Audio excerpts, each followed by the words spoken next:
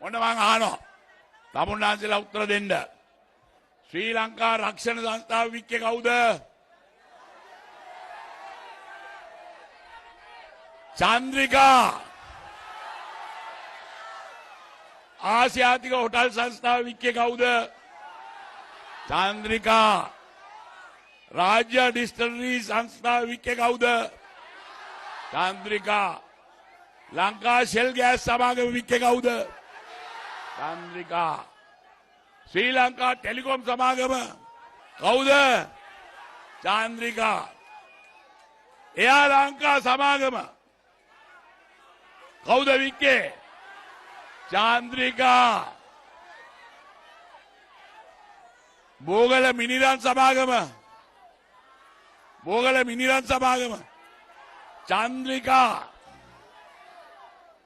ඊළඟට අනිත් එක්කෙනාගේ වැඩ පැලවත්ත සීනි කර්මාන්තය රානිල්. සෙවණගල සීනි කර්මාන්තය ලංකා මිල්ක් ෆුඩ් සමාගම සිලෝන් ඔක්සිජන් සමාගම.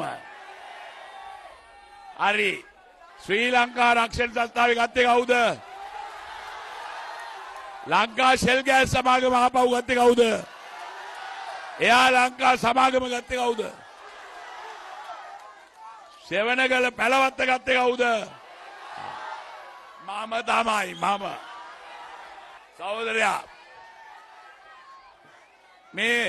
මෙයාලගේ මෙගා ඩීල් මේවා තමයි මෙයාලා කරේ. රාජ්‍යයට අයිති කිසිම දෙයක් වික්ක නැති එකම ජනාධිපතිවරයා මේ ඉන්නේ කියලා මම කියනවා. විකුණන්නෙත් නැහැ. ආපහු ගත්තා. ආබ්දුරනේ එයා ලංකා සමාගම විකුණලා අපේ සිංහ කොඩිය ලෝකේ ගියපු ඒකට එමිරේට්ස් කොඩිය දාගෙන තමයි ගියේ. ඊට පස්සේ අපිට ඒක ගන්න වුණා. මම රටේ ජනාධිපතිවරයා වශයෙන් සීට් එකක් දුන්නේ නැහැ එංගලන්තේ ඉඳලා එන්න. මොකද බජට් එකට මේ කුමන්ත්‍රණය කළා 2007 දී ආණ්ඩුව පරද්දන්න. ඒක ඩයස්පෝරාවත් එක කුමන්ත්‍රණය කරා. අද ඒක ආපහු කරන්න ලෑස්ති වෙලා ඉන්නවා. ඉතින් මේවා පිළිබඳව හිතන්න.